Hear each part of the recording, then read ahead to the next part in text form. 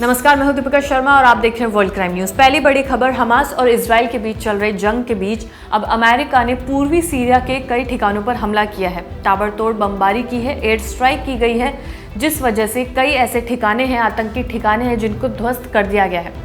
Report के मुताबिक अमेरिकी रक्षा मंत्रालय ने जो बताया, उन्होंने कहा कि अमेरिका के कई सैन्य अड्डों पर आतंकवादियों ने हमला किया था, जिसकी जवाबी कार्रवाई में उनके ठिकानों को अमेरिका ने एयर स्ट्राइक के जरिए ध्वस्त कर दिया है।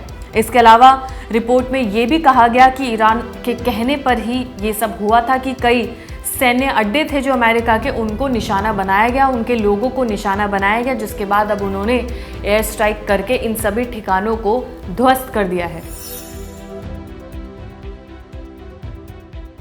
रशिया और यूक्रेन के बीच भी युद्ध चल रहा है। इसी के चलते अब अमेरिका ने यूक्रेन को $150 मिलियन देने की घोषणा की है। ये पैकेज अमेरिका अब यूक्रेन को देगा, जिसकी वजह से वो अपने आप को सेफगार्ड कर पाएंगे, यानी कि वो रशिया के खिलाफ ज़्यादा हथियार ले सकेंगे, रशिया के खिलाफ सैनिक बल उनका बढ़ जाएगा। तो इस तरीके से अमेरिका यूक्रेन की मदद कर रहा है ताकि वो अपने आप के सामने एक ढाल बना सके और अपने लोगों को बचा सके। इसके अलावा हथियारों और उपकरणों की घोषणा करने के बाद जो चीज़ें अमेरिका यूक्रेन को देगा, उसमें आते हैं वायु रक्षा, तोपखाने, टैंक और काफ़ी और चीज़ें। अमेरिकी विदेश मंत्री ने कहा कि ये हथियार यूक्रेन रूस के खिलाफ इस्तेमाल कर सकेगा, जिससे उनकी रक्षा करने की क्षमता को और बढ़ाएगा। इसके चलते वो रूस की सेनाओं के खिलाफ अपना जो उनका जो एक अटैक है, जो अपने आप को बचाने का एक प्रोसेस है, उसको जारी रख पाएंगे। इसलिए अमेरिका ने ये पूरा एक पैकेज देने की घोषणा कर दी है, जो अब यूक्रेन के लिए दिया जाएगा। इंडियन नेवी के 8 पूर्व सैनिकों को कतर में सजाए मौत की सजा सुना दी है। फरमान इन 8 लोगों को सुना दिया गया है। इन पर यह आरोप लगाया है कि इन्होंने जासूसी की थी। अब भारत के लिए सबसे बड़ा सवाल ये है कि इन 8 लोगों को वापस भारत में कैसे लाया जाए। इन लोगों पर ये आरोप लगाए गए हैं और कल ही कोर्ट में ये पूरा फैसला सुनाया गया है। अब रिपोर्ट जो सामने आई है कि ये लोग जासूसी कर रहे थे, लेकिन भारत में इस वक्त हलचल मच चुकी है कि इन 8 लोगों को वापस कैसे बुलाया जाए।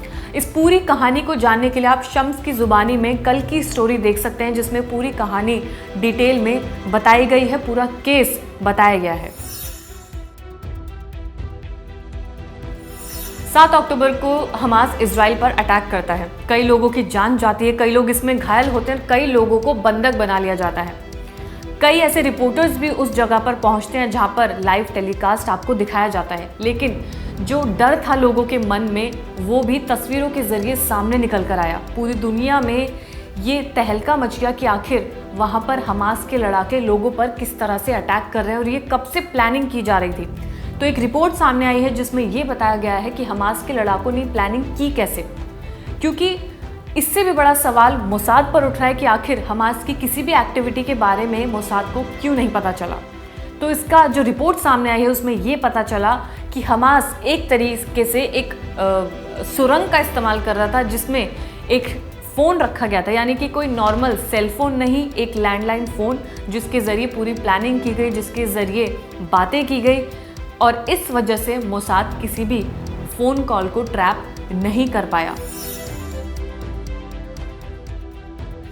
मेक्सिको में अब तक का सबसे शक्तिशाली तूफान आया, जिसके चलते 27 लोगों की जान चली गई। इसमें आंकड़ा अभी भी बढ़ रहा है, कई लोग इसमें घायल भी हुए हैं। उस पूरे एरिया में आपातकाल घोषित कर दिया गया है, वहां के लोगों से दूर जाने के लिए भी कह दिया गया है।